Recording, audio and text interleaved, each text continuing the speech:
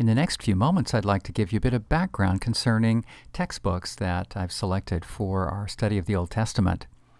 Certainly, primary and foundational will be the use of a modern language translation of the Old Testament.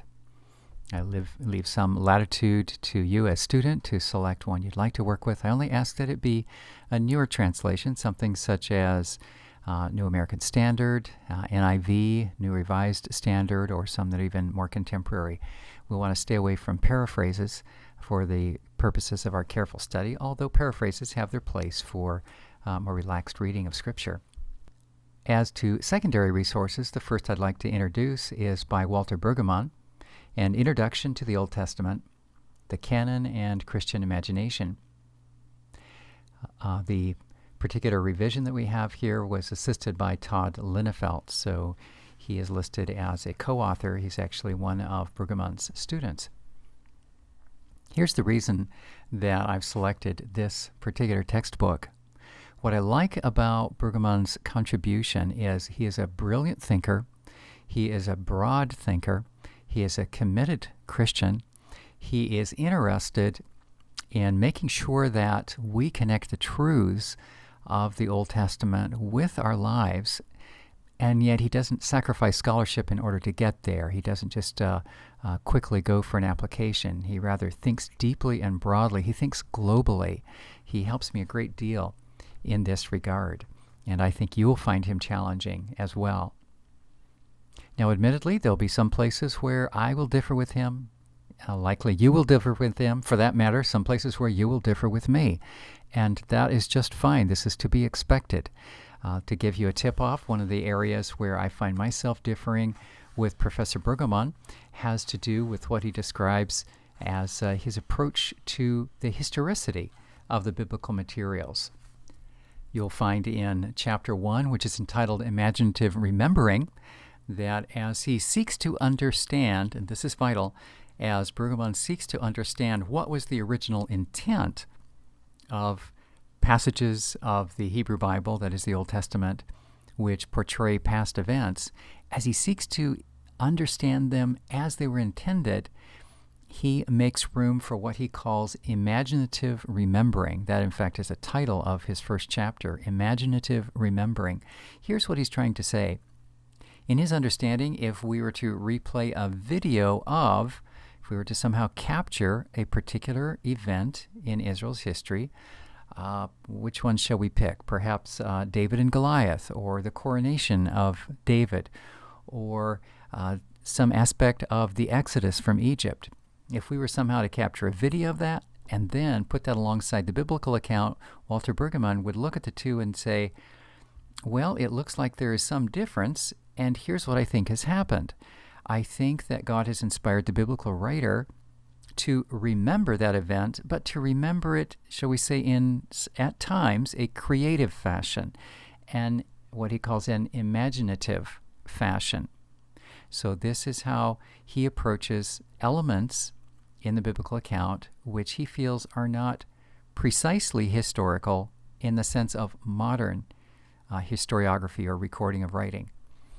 We'll probably have opportunity to delve into this more fully, and certainly Professor Breuggemann is correct in cautioning us against picking up Scripture, and if it tells us a story about ancient times, we want not to suppose that it was written with the same frame of reference for history writing, historiography, as if we were to pick up a modern history book, perhaps something about the economics of the U.S. in the first decade of the current millennium.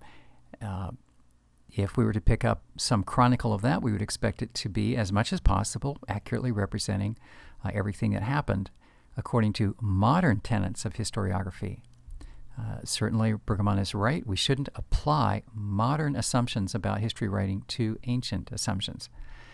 Nevertheless, for my own position, I am less willing to give up details as being probably imaginative, less willing than Professor Breuggemann is. So there's a place where I would differ with him. I tend to rather approach biblical material as if it were innocent until proven guilty, historically reliable unless proven somehow to be otherwise.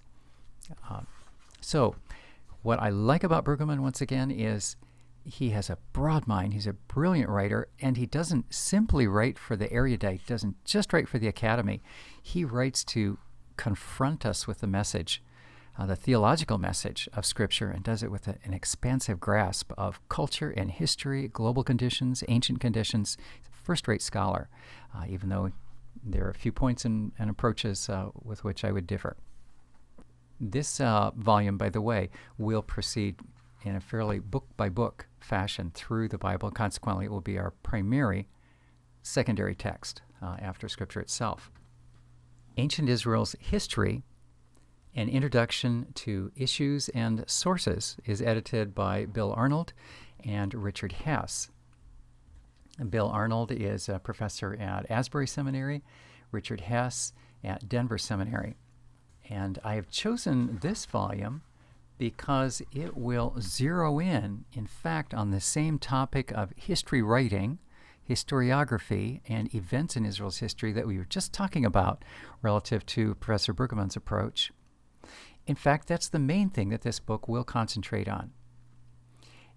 It will do so as a collection of essays. So, for example, I'm opening my own copy to the table of contents and see that the first essay, Chapter 1, is entitled The Genesis Narratives, and it was Bill Arnold of Asbury Seminary that contributed this one. And then Chapter 2 is an essay entitled The Exodus and Wilderness Narratives. Contributor here, I'm especially pleased to see that they were able to secure James Hoffmeyer as a contributor. As a young person, Professor Hoffmeyer grew up in Egypt, so he's at home in that environment, proceeded to get his PhD in historical studies relative to the Hebrew Bible, and now circles around to write about Egypt in the historical environment of Israel. So he's just excellent.